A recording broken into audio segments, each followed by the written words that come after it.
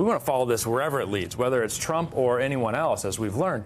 I think it's interesting, that list of 300 people that DOJ sent to the Judiciary Committee. I wish they had, next to each name, put how many times each individual was mentioned in the files, because Trump would be near the top of that list, thousands of mentions. We know that he has lied consistently about his long and deep relationship with Epstein. We know that Virginia Giuffre was recruited or trafficked from Mar-a-Lago. We know that Donald Trump lied repeatedly in saying that he kicked Epstein out of Mar-a-Lago. I read a redacted document, illegally redacted in my view, where Epstein's lawyers had spoken to Trump, and Trump made it clear that he never kicked Epstein out of Mar-a-Lago. Why does he keep lying? Why has he done everything in his power to cover this up? Those are important questions, not to take away from any of the other individuals involved here. As you and other members of Congress start looking at these redacted, unredacted, but redacted for the rest of us files, I know you can take your phone in there, but are you guys making a list? How are you guys going to use that information so the American people see and hear what you see? Yeah, so the Judiciary Committee, Democrats led by Jamie Raskin, have coordinated key files that, even some based on crowdsourcing, that folks in the public have suggested we need to look at these redactions, and those are all being compiled together with the staff and investigators there. And I think we will have from that a series of questions and additional lines of inquiry. So you have the files. I think there's a lot of frustration around the files and actually extracting the appropriate and necessary information from the files. In tandem with that, you still have folks coming in to testify before a variety of congressional committees. In the case of Les Wexner, what is it you want to know from him? What information do you think you can actually extract that in some ways is going to illuminate what happened here? One of the things we've been very focused on the Oversight Committee, and as you know, we have a subpoena separate from the Transparency Act, is following the money. We've heard from victims, including the FBI, that there were as many as 1,000 victims or survivors of Epstein's crimes. This was a massive global network and ring. How did the money work? How did the money flow? Who at which bank knew what was taking place? Why transfers were being taken place? Wexner is key to that. Epstein had control of Wexner's money. Wexner transferred his townhouse in Manhattan to Epstein, and many of the crimes were committed there. So I'm hopeful that we'll get more information from Mr. Wexner about how the money flowed and how the money worked that allowed Epstein and others to commit these crimes.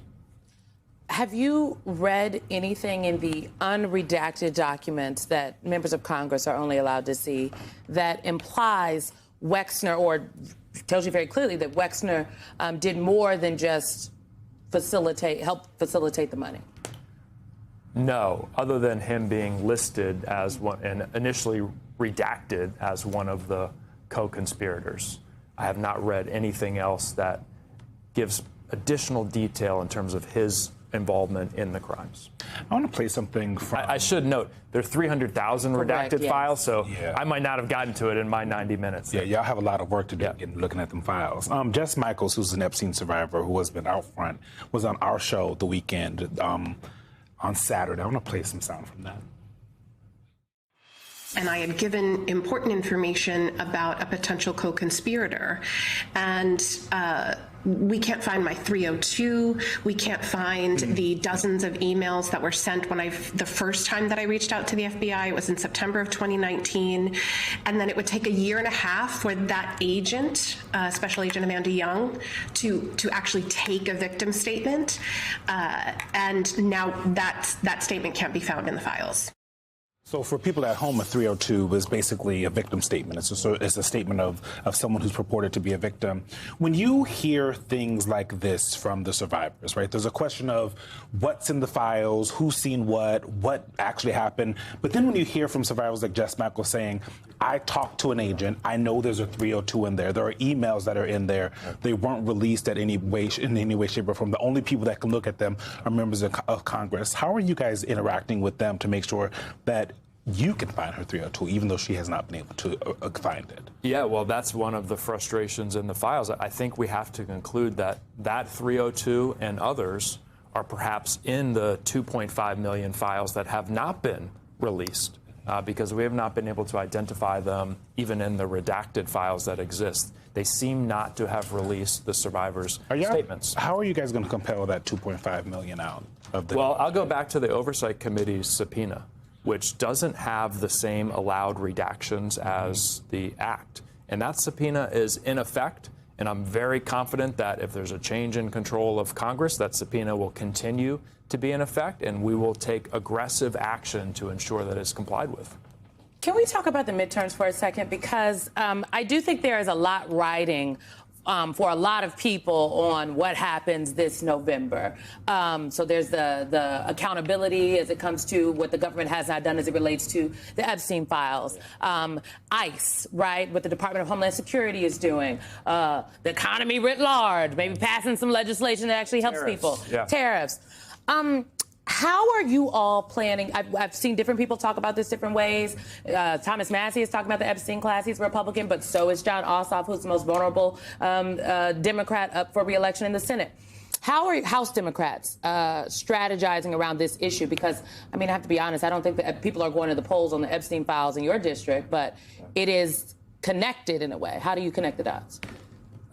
Honestly, we haven't had conversations about the Epstein files in the context of the elections. But I think your point is a good one and fair, that for a lot of folks, it's illustrative of a class in Washington and in the country that seems to get away with whatever they want to get away with, and hardworking Americans can't seem to get ahead.